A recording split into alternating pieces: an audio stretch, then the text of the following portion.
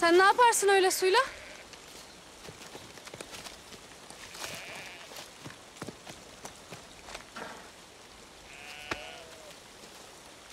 Hey! Sana derim. Abdest alırım. Müslümanım ben. Müslüman mı? Obanız nerededir? Duymadım hiç. Hangi boydur o? Oho! Sen de hiçbir şey bilmez misin? Boy değil, hak yoludur. Ne yoluymuş anlat bakalım. Çok bilmiş bala. Bak ya, yapmasana. Bana bala dersin, sen benden daha bala. Kim balaymış? He? Ah, tamam. Tamam, sen kazandın.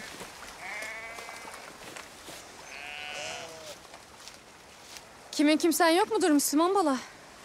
Bir başına mı çobanlık edersin?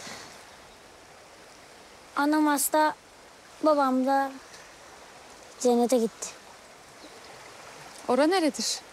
İyi Müslümanların ölünce gittikleri yer.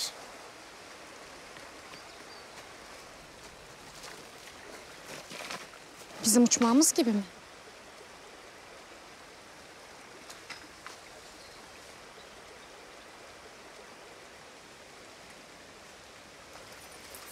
Bilir misin? Benim babam da uçmağı vardı. Babamdan mı? Hı. Babamdan.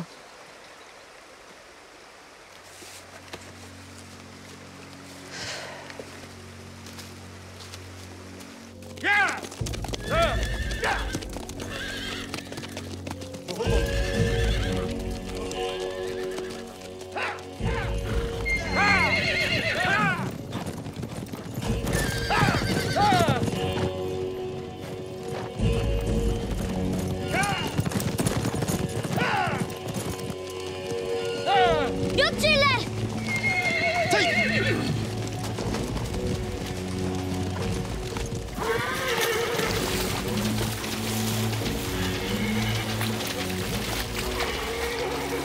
Kendine çift başlı kurdun pençesi diyen çapulcuyu ararız. Gördünüz mü? Sen de mi görmedin çocuk? Hanımız başına ödül koymuştur. Altın istemez misin? İstemem. Çift başlı kurdun pençesi esirleri kurtarır, fakirleri doyurur. Görsem bile size demem. Sustur balanı kadın! Çocuktur yiğitler. Herkes konuşur ya, çapulcuyu Bahadır sanır. Varın gidin yolunuza, görmedik kimseyi.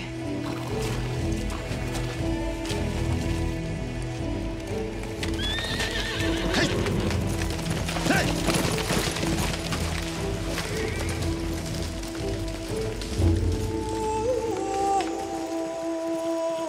Çift başlı kurdun pençesi çapulcu değil bir kere. O bütün Bozkır'daki en yiğit Bahadır. Deme.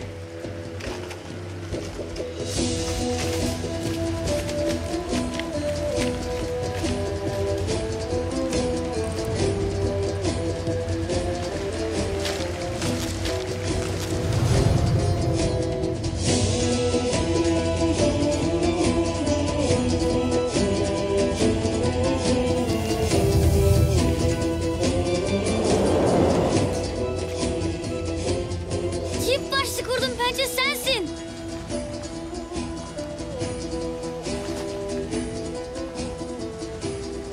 Bizim gizimiz.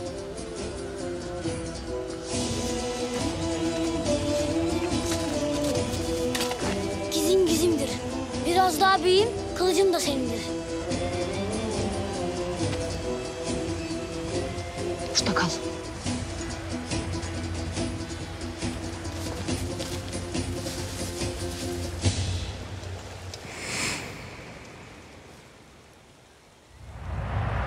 Mavi köyün, Yağız yerin sahibi Göktengri. Bana güç ver.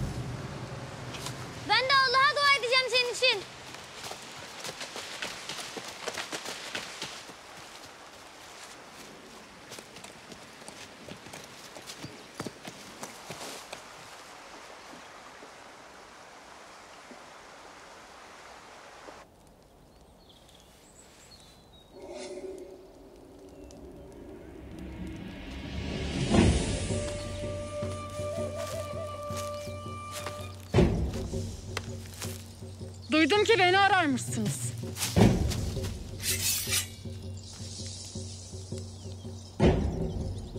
Yüzünü aç da görelim kim olduğunu.